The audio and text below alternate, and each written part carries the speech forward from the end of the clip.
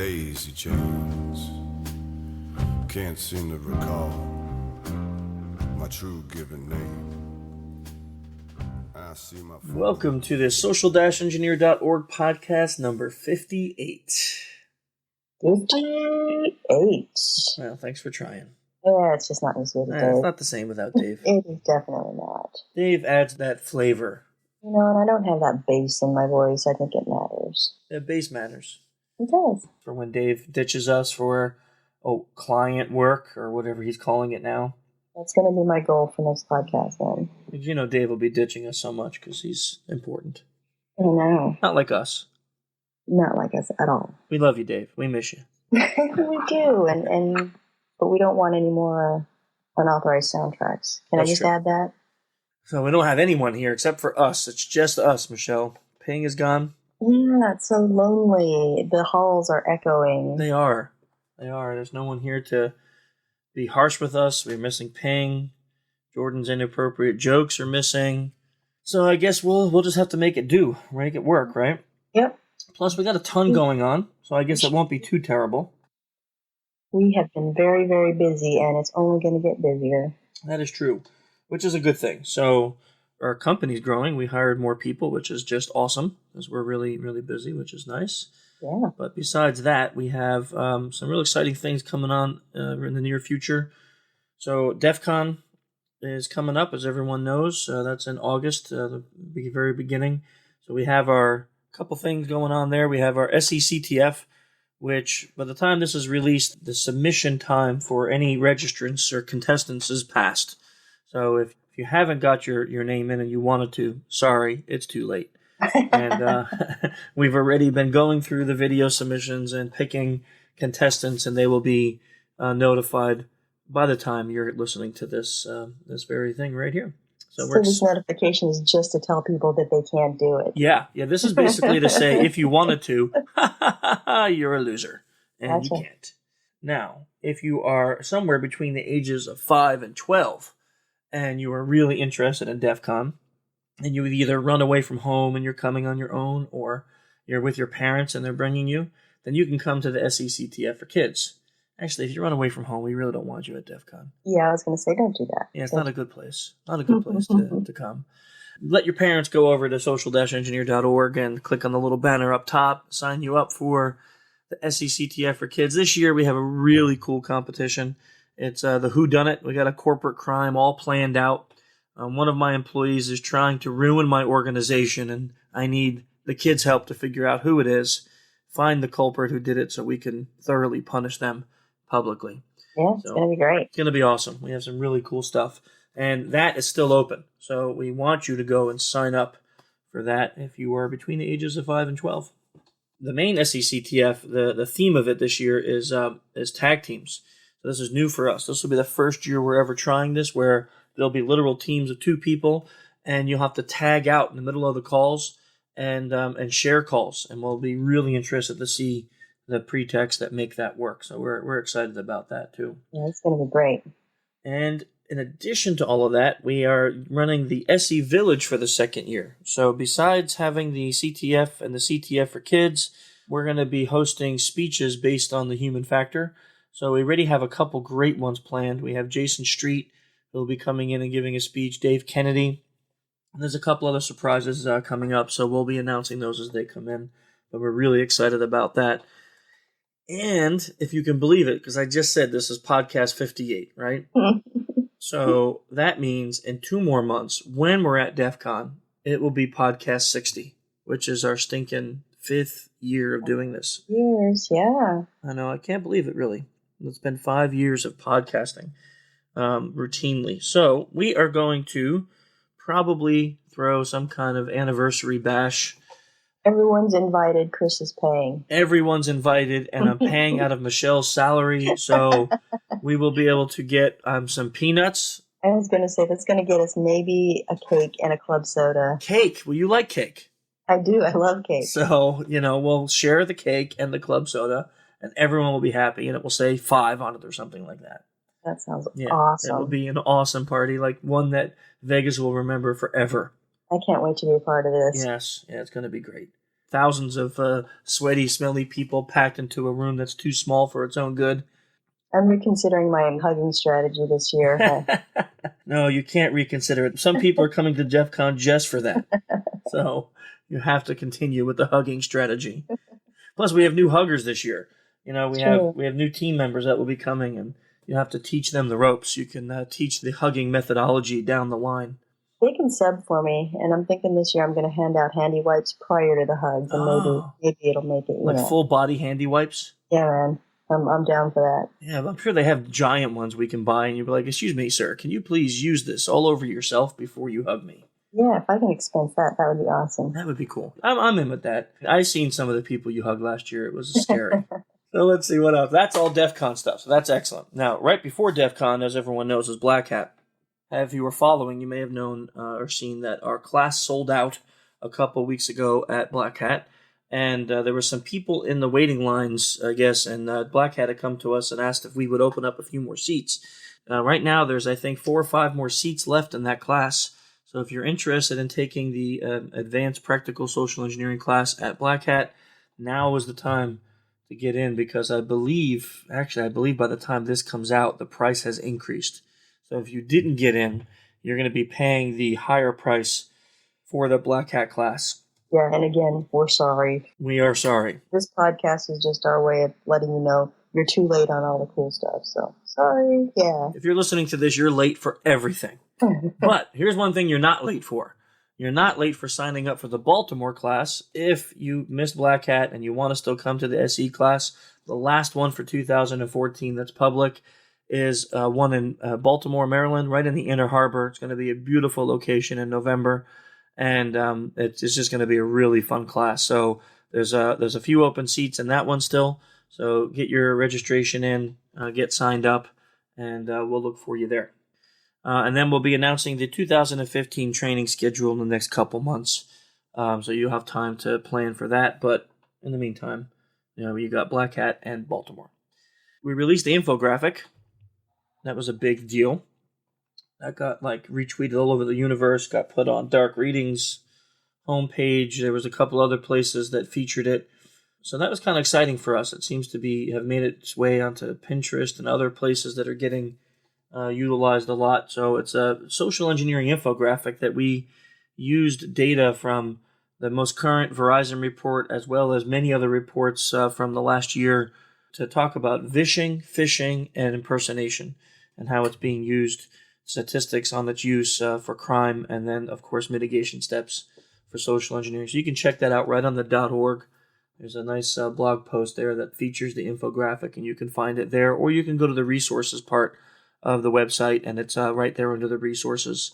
It is a thing of beauty. Our graphic designer lady is quite awesome.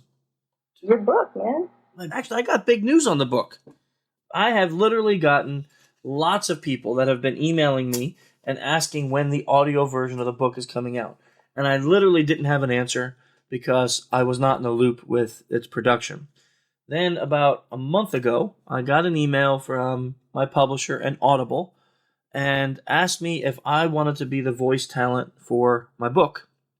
And I thought that was a great idea, because the first book, a bunch of people thought that I was the voice talent, and then some of the bad reviews came in saying that the author sounded arrogant and terrible. I listened to the first audiobook, and it did sound pretty bad. So hopefully I will be able to put the right inflections and tones into the book, since I did write it. But I am starting that process. Well, I'm going to say tomorrow, but by the time you get this, here you are again. By the time you listen to this podcast, the audiobook has been recorded. Too late. Yeah, too late again. I don't know the process from recording to release. I don't know how long that takes.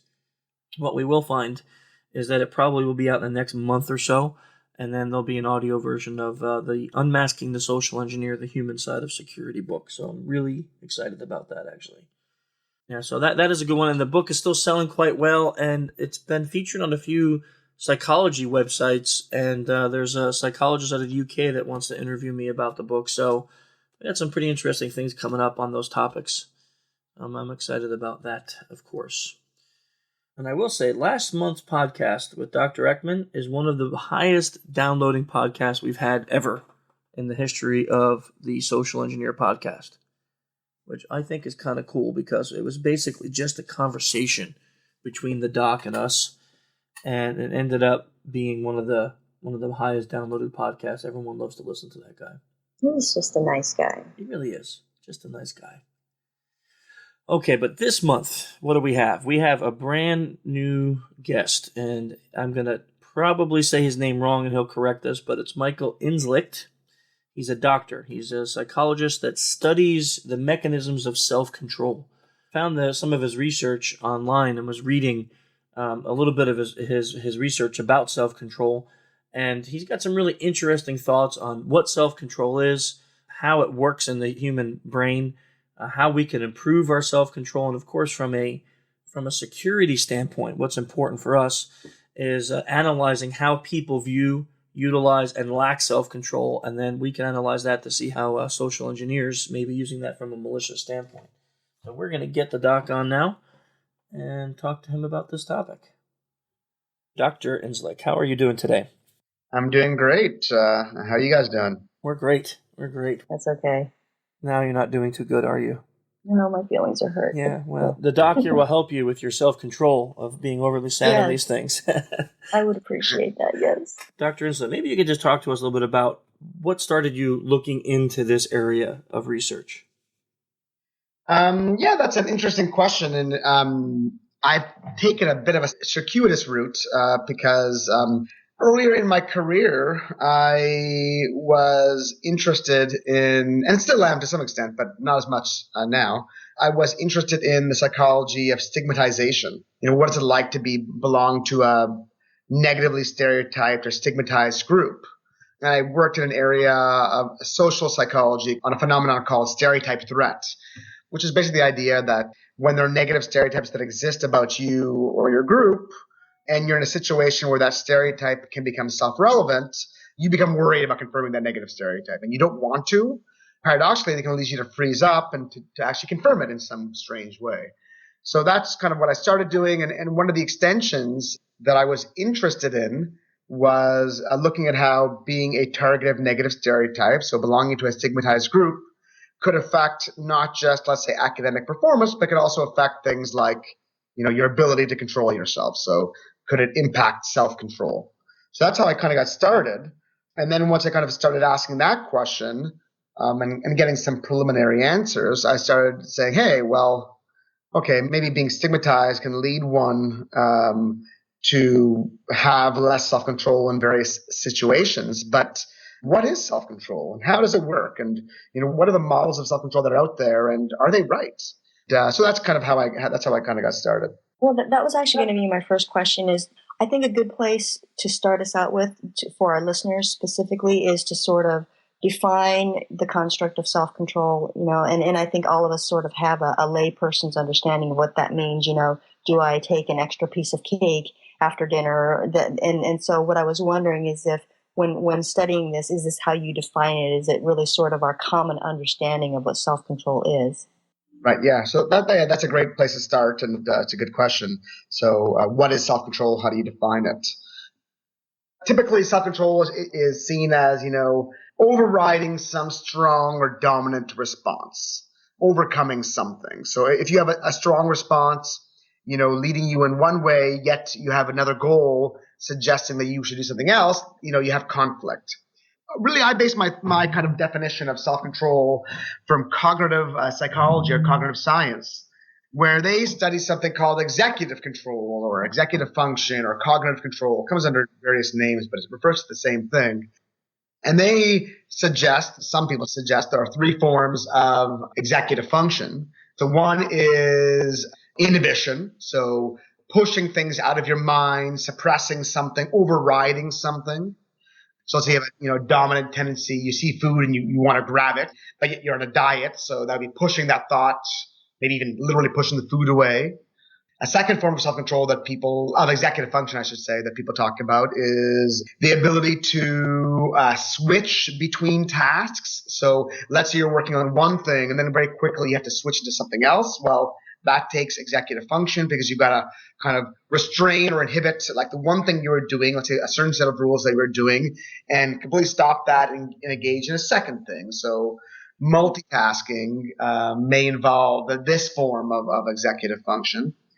And then the third way is like maintaining things, maintaining attention, keeping things in working memory. To keep things in working memory in this kind of short-term memory storage, you have to, of course, kind of rehearse it and maintain it. You also need to push things away, push intruding thoughts away. So although there are three kind of separate ways of thinking of executive function, they all have one thing in common. That one thing in common is inhibition, is suppression, is overriding. So I think that's the factor that is the one I key on, and I think this is the one that's most relevant to how we think about self-control or what self-control is. Again, overriding a dominant response tendency. And you can think of all different kinds of examples. I already used the one with food, but you can think about exercise, another domain where people have trouble controlling themselves. So your natural tendency may be to run away, may be like, I want to go surf the internet or watch television or do anything but, exercise, go to the gym. Well, you need to inhibit those thoughts, inhibit the emotions that go with those thoughts, and replace them with my goal of going to the gym because I want to lose weight or whatever it is.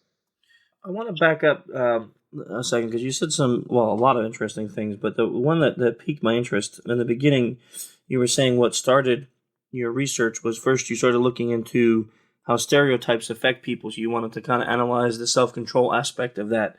Did you find evidence that people's expectations or the stereotypes that they place other people in affects the amount of self-control that they have or don't have in a certain scenario? In a way, yes, but I think you framed the question slightly differently than what we found. So what we find is that when people are targets of negative stereotypes, so when other people think, that I'm unable to do something because of my gender or my racial category or my ethnicity, that will affect me. That will affect my ability in the domain in question, but it will also affect my more general ability to regulate my thoughts, emotions, behaviors after I leave, let's say, a specific arena. So an example may be useful here. There is a common stereotype, but that's changing, but it's still, I think, at least somewhat common in North America, and that is that women aren't as able or gifted in math or science or technology. Maybe the stereotypes explains why we don't have very many women in like computer science or physics or engineering or whatever it is. There's all kinds of different reasons why that's the case. But one possibility is that these negative stereotypes exist. And when women find themselves in situations where their math knowledge or science knowledge is put to the test, well, they feel pressure just like anybody, just like a man would feel pressure. But they face an additional pressure that, now people are judging them not only as a person, but also as a female person. And now there are these negative stereotypes that exist about them and their group, and they want to disconfirm that negative stereotype. And what happens, at least for some people some of the time, is that some women, when they're in that situation, they may start thinking about the negative stereotype as opposed to thinking about answering this kind of difficult, math situation they're in or science situation. That distracts them. And they start worrying about it. And that could actually lead them to confirm the negative stereotype they were worried about disconfirming. Okay, so that's a solid line of evidence that's been around for about 20 years now in this area called stereotype threat. Where we started asking is, okay, well, what happens to those women who then leave the math arena? So they've done they left their engineering class, they're done for the day. And actually, let's say they worked really hard and they didn't succumb. They performed as well as they could up to their full potential. But they probably needed to work a little bit harder to get there because now they're fighting negative stereotypes as well as trying to figure out the problem that's posed to them, let's say, in their class. So now what happens, the question I ask is what happens when they leave their classroom? Will they be the same as another woman who didn't face that pressure or a man who didn't face that pressure? And the short answer is yes, they do. In some ways, they exhibit less self-control afterwards. And the idea here is because they've expended efforts to resist negative stereotypes in the class, they may be less willing to expend effort on subsequent things. And the one thing that we know about self-control is that it's effortful, that it takes effort, it takes desire. I mean, if you're just not willing for whatever reason because you've worked hard and now you're tired, well, then you perform less well on self-control kind of challenges that may exist. So we show, in a nutshell, would need to be replicated by independent labs. But in our studies, we have found that various groups that are targeted by negative stereotypes, be that women, be that African Americans, be that religious minorities, they show, a lack of self-control. We also show brain correlates of this effect as well. So there seems to be some evidence of this basic finding. I've got a quick question with regards to that. Doctor, so you're talking about, after expenditure, self-control is more difficult. And now, is that based on willingness or the ability? So is it because energy has been depleted, or is it because at that point the person's motivation is they're less inclined to want to exhibit self-control? I'm actively involved in scientific and theoretical debate about this issue. So to answer that question, I got to give you maybe a little bit of background and history. The study of self-control in psychology really took off in the, let's say, late 90s. It was a topic that was studied a little bit here and there, most notably by people like Walter Mischel, some work done by behavioral economists. There's also some work done by, cognitive scientists, but they called it not self-control, they called it executive function, but nonetheless, it's the same kind of construct. In my field of social psychology, it wasn't really studied very heavily until the, let's say, mid to late 90s. And the reason it started picking up pace and steam and it attracted tons of interest was because of the introduction of a very elegant, simple, intuitive theory by Roy Baumeister and his students, which goes under various names, but let's call it the limited resource model of self-control. Or some people call it the strength model of self-control, the ego depletion model of control. But the basic idea there is that self-control is a limited resource. It is, and when you use it, you lose it. So just like self-control relies on some finite resource, when you use it, you need time to replenish it. And the analogy we could use is like a fuel in your car. Your car operates on a limited resource, that limited resource being fuel. And whenever you go from point A to point B, it uses up a certain amount of fuel to get you there. Now, the more you drive, the less fuel you have until you reach a point where your gas tank is literally empty and you can no longer drive. And you need to replenish that resource by going to a gas station. So the idea is that self-control operates similarly. So every time I control myself during the course of a day, I use up this fuel, the self-control fuel, to a point where my fuel is used up and I can no longer control myself anymore. And because self-control is involved in so many different aspects of our life, it's involved in practically everything we do, it's easy to see how it's easy to imagine that at the end of the day, that fuel will be used up. So I'll give you some examples to kind of flesh this out. So driving to work, maybe you're facing traffic, maybe you get upset, maybe you kind of have road rage. But let's say now you've got your 5-year-old son in the seat and it's inappropriate to express, this kind of rage in front of him because you want to be a good role model. So you restrain your emotions, okay, because you're trying to be a good parent here. So restraining emotions, you're overcoming your natural tendency to feel angry, okay? That requires self-control. Okay, then you drop off your son at daycare, you get to work, and your boss asks you to do something that you consider deeply unfair. And now again, you have a natural outburst of anger and outrage. But again, if you want to keep your job, you better restrain those emotions. So again, it's a matter of overcoming those powerful emotions. And maybe your boss, not only do you have this kind of emotion to keep at bay, he's asked you to do something that is very difficult, is very effortful, something you don't want to do. So again, now this action requires self-control because you've got to do something. Your natural inclination is to do something else, something you find more pleasurable. Maybe it involves procrastinating, surfing the internet. But now you've got to do this difficult, tedious task that requires self-control to maintain doing it. And you have to do it. Otherwise, your boss will be unsatisfied with you. Maybe you'll get a poor performance evaluation. Maybe you'll get fired at some point. So you got to do all these things. You can imagine a full day of this. Oh, let's say now you're a dieter as well. And you go to the lunch counter and you're like, man, I want the burger and fries. That's what I really, really want. But no, you tell yourself, no, forget it. I got it for the salad because I'm trying to, losing weight. You can imagine, again, some internal struggle you have with the gym. All these things, again, require self-control. And now let's say you then get to the end of the day and now your spouse asks you to do something and you find it unfair. Now, because you have controlled yourself for the entire day, according to this theory at least, your self-control fuel is used up. Your gas tank is on empty. And now when your spouse asks you to do this one thing, it's like the straw breaking the camel's back. You explode on him or her, and you're like, how dare you? I'm such a good provider, and I'm such a good spouse, and how dare you ask me this thing? And meanwhile, it's like a relatively innocent, small task that your spouse is asking you to do. Okay? And the reason for this emotional outburst is because your self-control fuel is used up. Now, that's one theory. In that theory, how do you replenish your fuel? You would replenish it with, I guess you could rest. And this is a whole other thing we can maybe talk about a little bit. You could drink, you could consume glucose, because they have this idea, which is a completely wrong idea, and I can get into why it's wrong in a little bit. But they have this idea that glucose, sugar, is the fuel, that's the actual fuel. That fuel that powers self-control. So you can take a cold glass of lemonade, and all of a sudden you'll have more self-control. Self-control juice. And I can go into a whole bunch of reasons why that's wrong. Maybe we'll do that in a little bit. Just to kind of give you a little teaser here. What if you're a dieter and your now struggle is not you have this demand put on you by your spouse and you have this emotional outburst? But what if now it's like the end of the long day and you're like tired and you're like, man, I just want to go to McDonald's. That's what I want. I want that junk food. I want that, or a bag of chips or whatever it is. Well, I'm going to succumb to my temptation and do it. Oh, unless, of course, I now consume glucose, which could be take the form of a fruity beverage.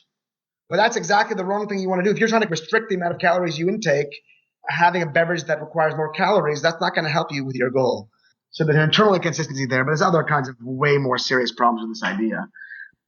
In any case, I want to get back to the question that Michelle asked. There's this pattern. According to this one theory, yes, at the end of the day, you're going to have less self-control, and that's because you've used up the fuel, and literally you cannot control yourself any further. But now I've come along, and a number of other people, and said, wait, hold on a second here.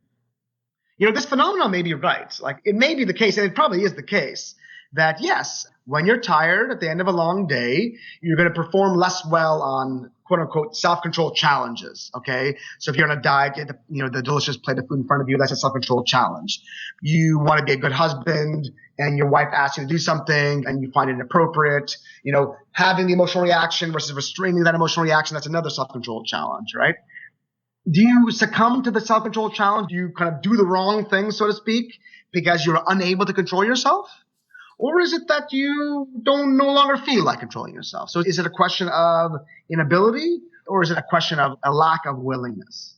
And our analysis of the situation suggests that, yes, the phenomenon is true. Fatigue does lead to worse control. But we believe that the evidence suggests that it's not because you're unable to. It's because you don't want to. So you get angry at your spouse because at that moment you don't feel like controlling yourself anymore. You succumb to the food because at that moment you really want to eat the food and you don't care about your dieting goal at that moment. Okay? You may regret it as soon as you finish the burger and fries, but at least at that moment you no longer care about the goals. You're no longer motivated to control yourself. So all we're trying to suggest is that not about an inability, it's about a lack of willingness. And I can tell you some of the reasons why we believe this to be the case. That makes sense, though, in a logical pattern without ever having done research in it, is, when you're younger, it's easier to have self-control about things, let's say like exercise, when you had more energy. At least for me, when I had more energy, it was easier to make the time to do it. And as I got older, it seemed to be less important, even though it is more important technically. It became lower on the scale of what I was going to put my energy into for the day. So, but there has to be a secret then, which, obviously it's not like lemonade. So to getting past that and saying, hey, I have a need, not just a desire. I have a need to exercise. I have a need to be more healthy. And what's stopping me is self-control. So how do you build self-control, or how do you build that reservoir of self-control so you can then accomplish those goals? Yeah, that's a good question. So, there's a couple of things in there, so I want to comment on. So, first is this idea of different kind of demands on your time, different goals. Really, if you break down what self-control is some action that you take to overcome one response tendency and replace it with a second response tendency. But before that happens, we need to understand that you have competing motivations. You have competing goals. So you have the goal of, let's say, eating well. being healthy, but then you have the goal of eating delicious food and having this kind of increasing hedonic, your happiness at any one moment. And you get that happiness from eating delicious food.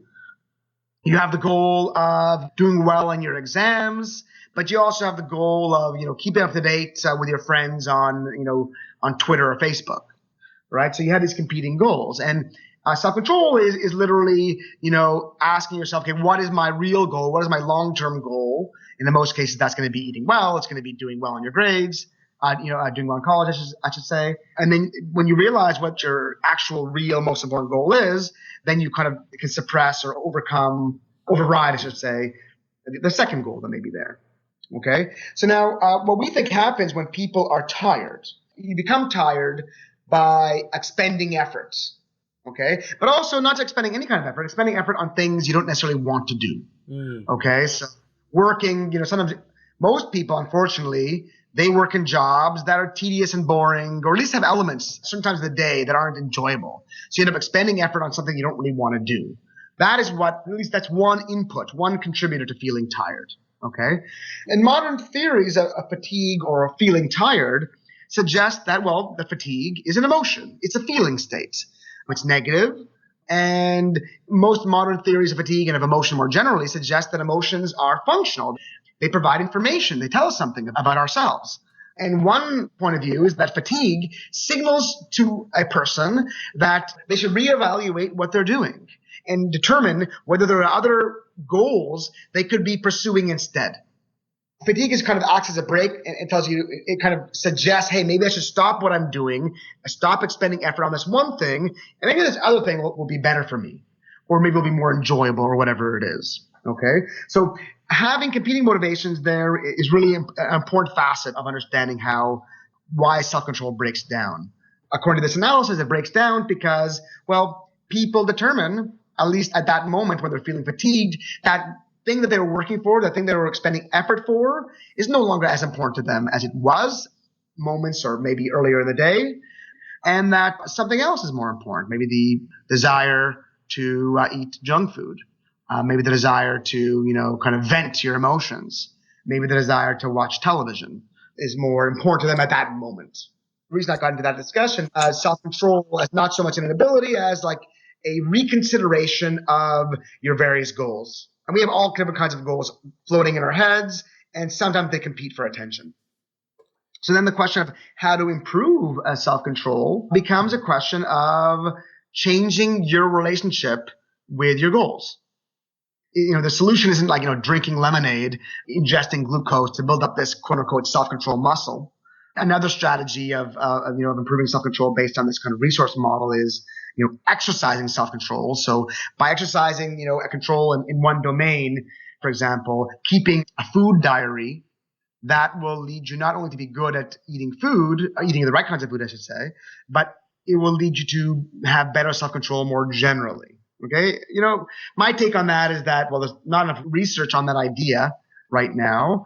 And also based on other lines of research that have parallel ideas, it just doesn't seem like it's going to be a good idea. I mean, it seems like it probably won't work. It seems like maybe keeping a food diary will maybe let you be better at eating appropriately, but it won't generalize to other self-control domains. So what it sounds like is that in the way that you are framing this, self-control becomes much more of a cognitive exercise and sort of a decision-making exercise as opposed to sort of something that happens because of emotional or physiological depletion then. Yeah, I think it becomes more subjective. It becomes more about, how you relate to your own goals. So, and we know from work from, humanistic psychology traditions, but also even in modern works in behavioral economics. I was just reading along these lines just the other day. We know that we can relate to our goals we can think of our goals as shoulds or have tos or oughts. I ought to do something. Or we can think of our goals as want tos, as something that's enjoyable and pleasurable.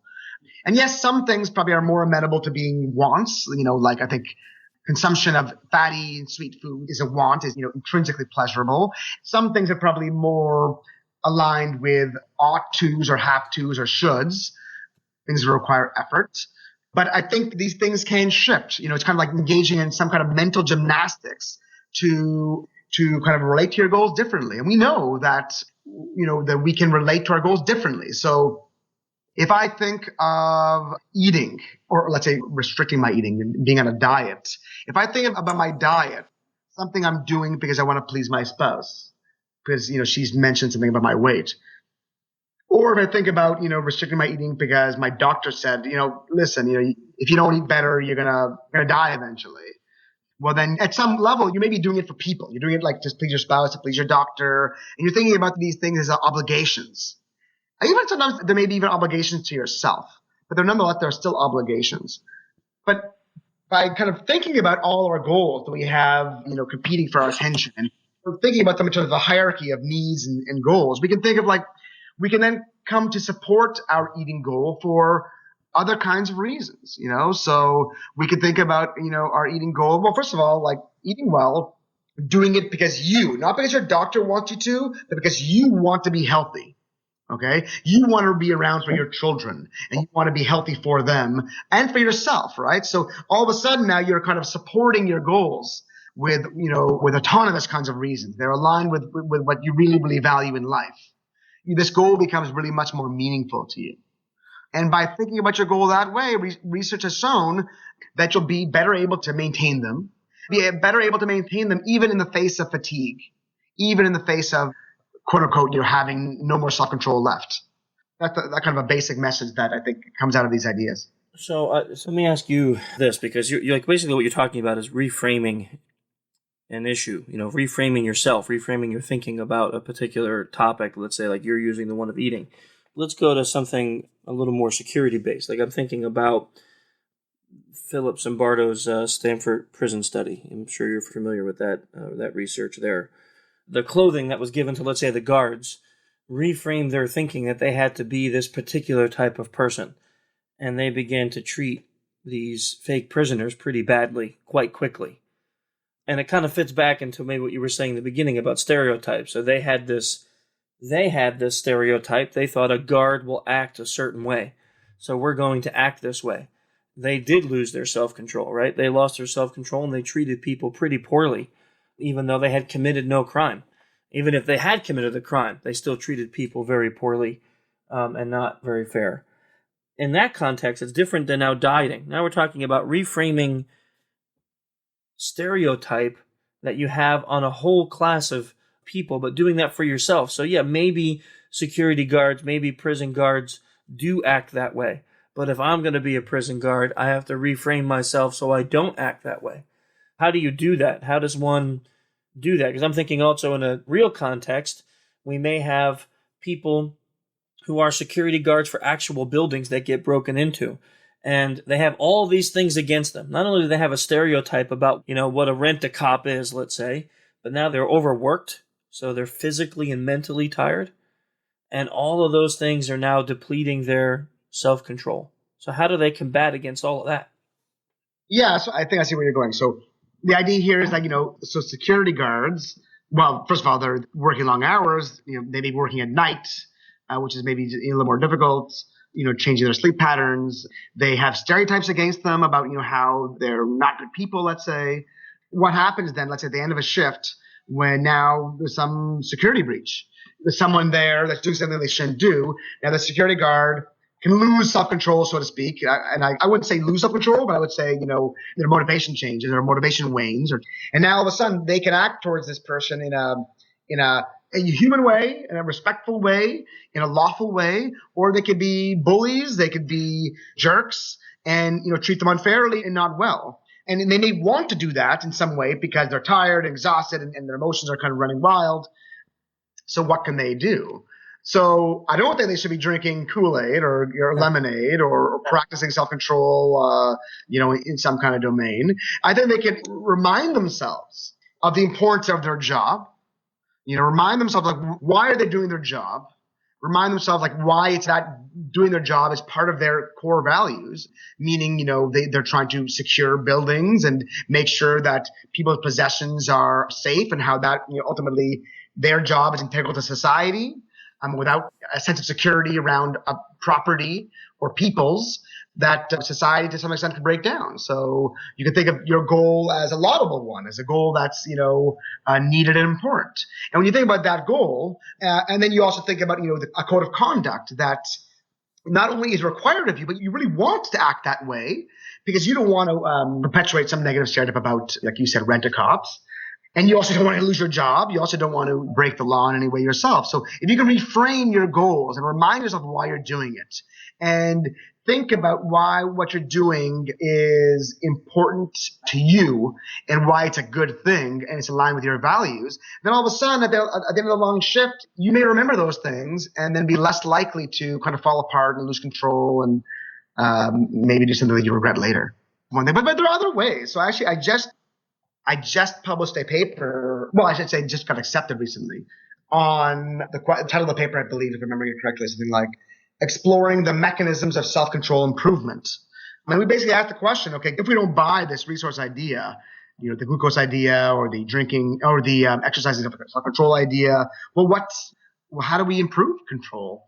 And we highlighted 3 kind of points where one could intervene to increase control. So the first one, and this is based on like kind of what is called cybernetic models of self-control. And the definition of what cybernetics means is not really important for this conversation. But we suggested there are 3 points of entry to increase control. So the first is goal setting. Okay, so by setting goals for yourself that are concrete, that have a time frame that can be measured in terms of receiving feedback on how you're doing in the goal. That's one way you can improve control. So we want to go back to the kind of a security guard. Let's say, let's say you have a personal history, let's say of acting inappropriately, or maybe your boss is really sensitive because the company has some sort of breach or I'm not sure what. So now you're like, okay, I'm going to set a goal now of next time there's some kind of breach, which could be tonight, it could be in a month from now.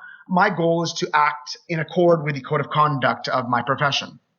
You set this goal, you make it very, very specific, and you even say, you don't leave it to be vague. So you don't say, I'm going to, abide by this code of conduct, but you say specifically, okay, my code of conduct says I need to do X, Y, and Z. I'm not sure what that would be for security guards, but whatever that may be, you say, okay, I'm going to do X, Y, and Z specifically. You spell it out to yourself, and you tell yourself that the next time I encounter, a security type of situation. Just the sheer act of setting that goal, that's specific with a time frame, that sheer act will lead you to be more likely to be successful in accomplishing your goal than if you don't set a goal or if you set vague goals. Okay? Mm-hmm. The second thing about goals is, and this is kind of similar to what I just mentioned, you can approach that goal from a point of view thinking about it as something you ought to do, something you have to do, external to you, so it's extrinsic motivation, or you can think about it as something you want to do. It's something that you truly value, and that would be, autonomous motivation. So the way you kind of relate to the goals is really important. The second point of entry, and by the way, stop me if you have any questions about any of these things. Yeah, well, I do on one thing. On the paper you were talking about, that's one of the papers I read that you wrote. You made a statement in reference to something you just said, that critically, personally meaningful goals promote self-control even in the face of fatigue.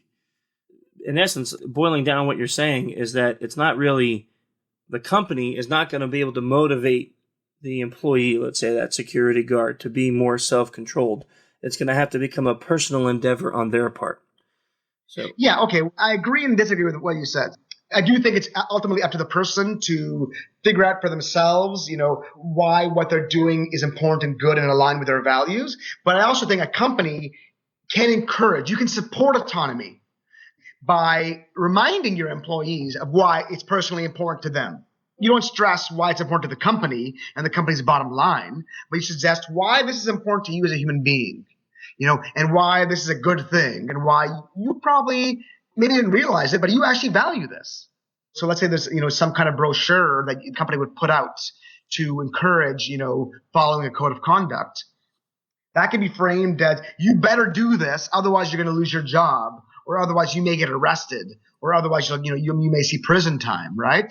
That's like an externally imposed demand. That's not likely to work, or it's not likely to work well.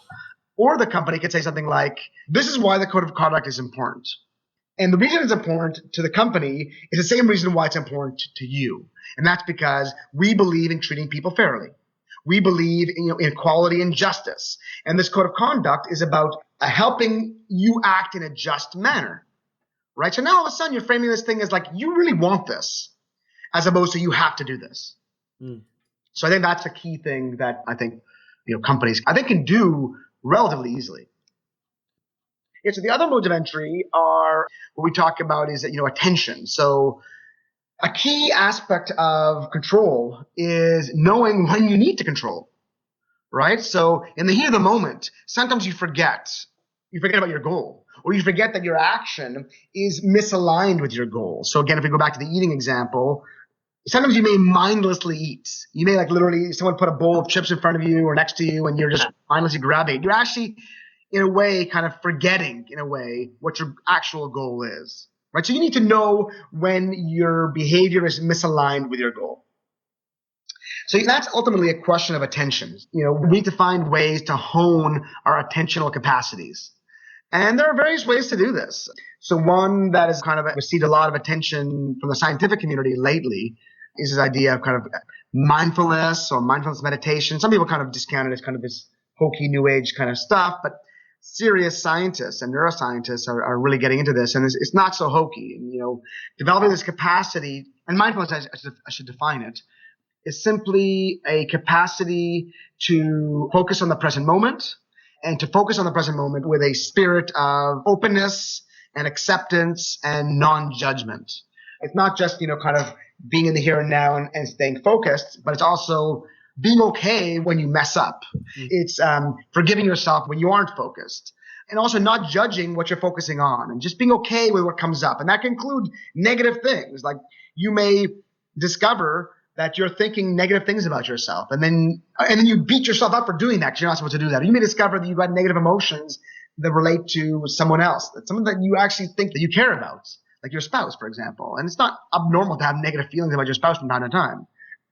Now, as someone who is mindful would be aware of their feelings, but also would be okay with their feelings and not judge themselves for those feelings and not beat yourself up for those feelings. These are kind of things that can be cultivated by, engaging in kind of a meditation program. And you can find all different kinds of ways to get involved in meditation practice if you wanted to. And I think sometimes in the popular press, it's seen as a really, really easy thing to do. I don't think it's so easy. I think it takes dedication and effort. But if it's something you want, then it's something practical that you can do. Is that belief system stemming from the idea that it seems today people are too easily pawning off their mistakes on some kind of reason? Like, I did this because you said that, or I acted this way because you made me feel like this, as opposed to just saying, I yelled at you because I was tired, had a long day at work, and I lost my patience. Something like that? Yeah, it could be that. So, part of it is, of course, taking personal responsibility, but part of it is being aware. Some people kind of go through the world not having tons of insight, right? We have this internal dialogue going on in our heads all the time, this internal voice that's commenting and judging and saying things. And what mindfulness does, it allows you to become aware of that dialogue. It's hard. Again, it's not easy to do, and you probably don't catch all of the dialogue. You maybe catch 5% of the dialogue. But that dialogue also comes with it feelings, emotions that you're feeling. And we oftentimes have feelings that we aren't aware of and that affect our behavior, right? So, yeah, you get into a fight with your spouse. Yeah, maybe at some objective level, yes, you got angry because they said something to you. You weren't abusive or anything like that, but you started screaming. You lost control in a way. Well, yeah, it's true. Maybe you screamed because your spouse said something to you, but there are more appropriate ways of responding to what a spouse says to you, and you know that. But if you become aware of your own thoughts and of your own emotions as they occur, they result from what your spouse tells you, you're actually better able to control it, right? So now you're aware of your feelings. You're also aware of those feelings that emerge that signal that control is needed, because it turns out control itself is signaled by an emotion, by a negative emotion, by these kind of twinges of negative feelings. If you can become aware of all these kinds of feelings and cool them too, right? So not like judge them and push them away or deny them, then you're better able to kind of listen to them, because sometimes your emotions are telling you something important, but sometimes emotions lead you astray. So you're better able to kind of restrain them when let's say they're leading you astray. That's what mindfulness can help with. We had interviewed a psychologist named Dr. Ellen Langer on the show she actually was big on that topic of mindfulness, being mindful about your surroundings and your mistakes and different things, all the things that you seem to be mentioning here. So let me ask you a question that we had talked to her about was, are there tools or processes that people can utilize to train themselves how to be this way? Yeah, I mean, certainly. So, I mean, one tool, so to speak, was like starting a practice, starting a meditation practice. So you can literally, meditation, like, it doesn't involve a lot, but it's very hard to do. And that is like, sitting down on a comfy chair and paying attention to your thoughts, like, that's easier said than done. It can start by just focusing on one thing, like focusing on your breath. And you'd be amazed at how hard it is to focus on your breath without having your mind go astray. That would be the main tool. But there are also these apps out there that you don't have to do this alone. There are free apps out there that can help you meditate, that can kind of guide you in meditation by kind of having you focus on your body and the feelings that are going on in your body. The sensations that are in your body. But beyond that, kind of meditation apps, there are probably apps as well. In theory, at least, I'm not sure they exist, but in theory, there could be some apps that are kind of like ping, let's say every once in a while during the course of the day, and it will say something like, hey, what are you thinking about right now? Like, what's in your mind right now? What is your body like right now? By kind of practicing this, you start noticing, hey, well, first of all, my mind is different all the time. I've got different thoughts, different emotions. But then you also start noticing patterns in your thoughts and emotions. And by noticing these patterns, you start gaining insights and awareness. And so I think that these are the kinds of tools that you could use. Very, very interesting. How about books? Like a lot of our listeners love to read, and we always ask our guests, throughout the podcast, if there's any books you recommend on these topics that can explain some of the things that you spoke about today. Oh, that's a good question. Actually, you know what? There's a book that I really like by someone named Kelly McGonigal. I think it's called The Willpower Instinct. I think it's well written and I believe as well quite well informed. So, Kelly McGonigal, she's got a PhD in social psychology, so she knows her stuff. But it is for a mass market audience, but it's a smart book. Now, she does have, some of the ideas that I talked about, self-control. I shouldn't say it's old. It's still a very current theory that a lot of people discuss and kind of believe, that resource model of self-control. So she does talk about the resource model of self-control in the book, and she talks about it in a way that I don't think is right. But that's also because that book was published before people like me who have been doing kind of challenging work have come around saying, hey, self-control may look like it's limited, but it's actually not limited. So we can forgive for Kelly for not having that one chapter right. But other than that, I think that's a wonderful book. In terms of mindfulness stuff, there's so many books now, so many books now that are out there. John Kabat-Zinn, he's like a huge name in the area. He's written a lot of popular books on the topic. There is a book. Sharon Salzberg is another author who I like a lot. And she's written, a few of these books. But, there's so many. I'm not sure I can recommend any one in particular. But, look up mindfulness in your local bookstore, and there's a ton of them out there. And it depends on what you want to get out of it. If you want to learn how to meditate and kind of learn some of the philosophy behind kind of these Eastern traditions, you'll get that from a lot of these books. And what about if our listeners wanted to find out more about you? Where can they go to follow you or to read some of your research and things like that? Yeah, so first of all, you can go to my website. So it's my name, michaelinzlicht.com. My last name is a bit of a mouthful, spelled I-N-Z, or Z as we say in Canada, I-N-Z-L-I-C-H-T. So michaelinzlicht.com. You can find my academic profile. You kind of press a couple links, but you can get to my publications page, and you'll see all the things that I've been doing. You can also follow me on Twitter if you like. At @minzlicht, again, at MINZLICHT, and I kind of tweet about, actually I tweet a lot about self-control, kind of the academic things that are going on in self-control.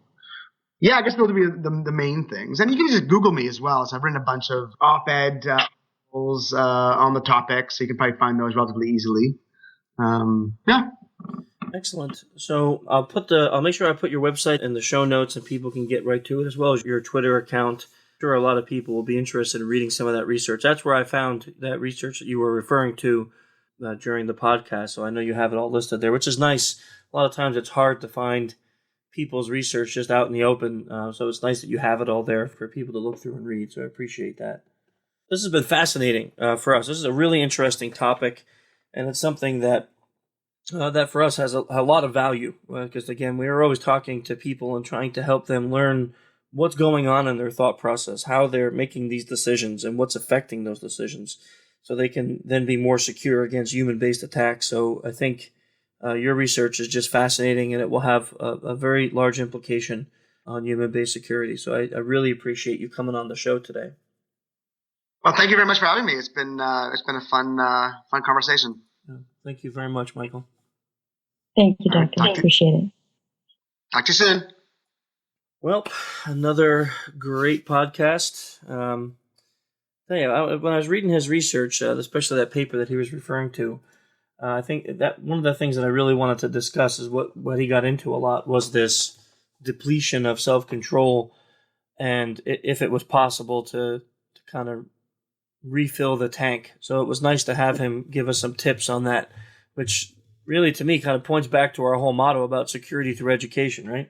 Right. And I think everybody can relate to just having a day like that or every day like that, where by the end of it, you really do just want to yell at somebody or eat a huge piece of cake or do something that doesn't require, a second thought about what you should and shouldn't do. Yes, I want cake really bad. It's 9:30 in the morning and I'm ready for a piece of cake already. But, I think we can all relate to that. And I think it's an interesting spin on ways that we can be better about security, just understanding that this is what happens and this is the fatigue and a willingness and an ability can really affect the decisions that you make about being secure. Yeah, and I like that point because if I remember, it was years ago when we had Dr. Langer on, but it just fit so well to talk about. She talked about mindfulness and how we sometimes get into this routine because of being overworked and overtired of doing things like an autopilot. And what his new research, it kind of really fits into that, showing. So not only are we on autopilot, but if we get overtired and we have to expend self-control throughout the day, eventually our brains just say, look, I'm done. I'm just going to give in. And that could be the exact time when an attacker is sending you a phishing email or calling you on the phone, asking you that important question you shouldn't be answering, or impersonating as the janitor trying to get into the building. And if we're not mindful, they can get right past us, and this is how breaches occur. And the other great thing, I think, too, is his idea that the motivation to do, the right thing or to exercise self-control can also come from an organizational level. Companies can be teaching their people, here are the reasons why it's important to behave in certain ways. That's a good point because I know we always try to have some kind of tip that people can take away to their companies and say, here's how you can utilize this information to make yourself more secure. And that's probably it. So, I appreciated that part about what he was saying. So it's not that the company's going to mandate you have to be more self-controlled and responsible, because that may not always work, but they have to, but education can help, educating people on things like mindfulness and self-control may make someone more aware of when they're feeling fatigued. We didn't ask this, but I'm almost wondering if companies like you hear about Google, where they have like game rooms and relaxation centers, where you can go and take a nap in one of these chairs or something. And if those type of style of work environments are more healthy, because when someone's feeling fatigued or stressed, they can go de-stress, kind of in essence refilling their tank and then coming back to work and being able to accomplish more in an effective manner because we're taking those breaks and having a little de-stress time. Yeah, sure. And even the companies that really get employee buy-in on, decision making and the reason why they're in business, those kinds of really inclusive companies, I imagine, because then you feel like that's more a part of your personal goals as well. So it's not just the company telling you to be safe. You're thinking, I'm a part of this organization. It's a part of my belief system to act in a manner that's, smart and safe. That's another part of our kind of philosophy is when you make security personal, then it's not just about being secure at work. It's about being secure everywhere. At work, at Absolutely. home, with your parents, with your kids, with your wife, your husband, whatever. You're secure everywhere. Whenever you want. Yep, exactly. And whenever you want cake, yes. And whenever you want cake. Well, if I could eat like you and not gain weight, I would eat cake all the time.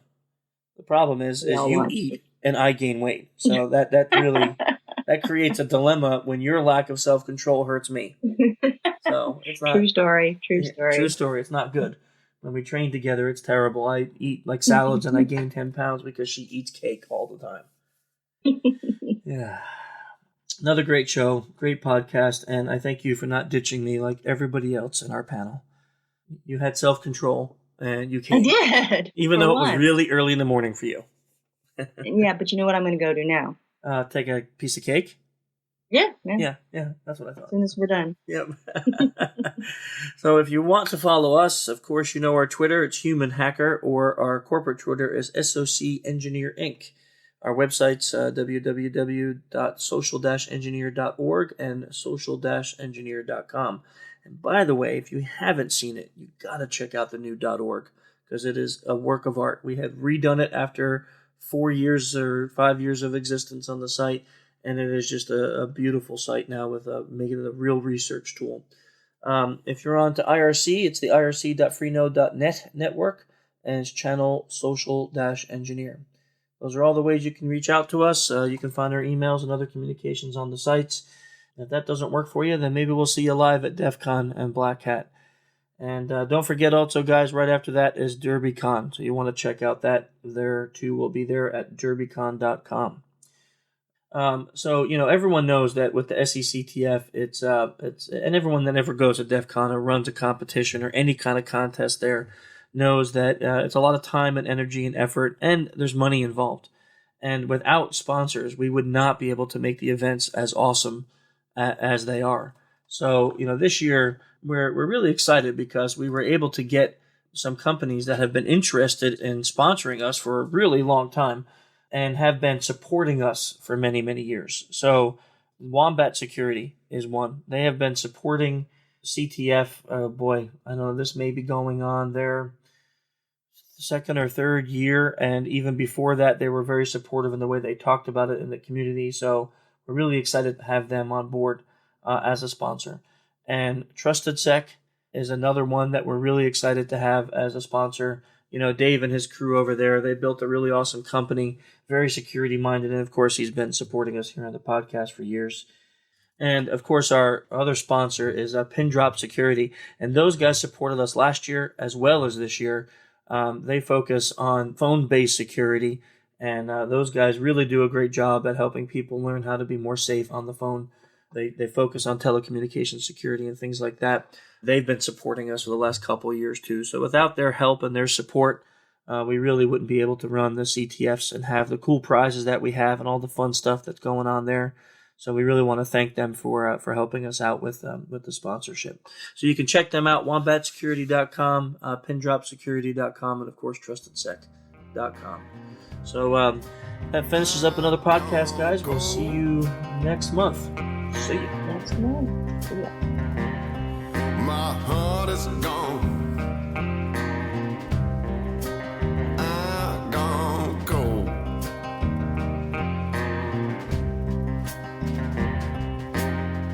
The path gives way to a cold winter field.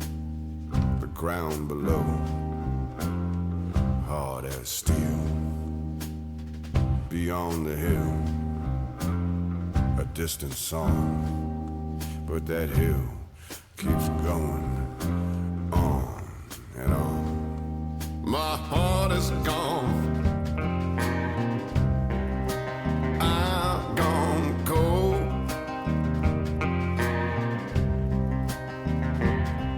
My heart is gone. I'm gone cold.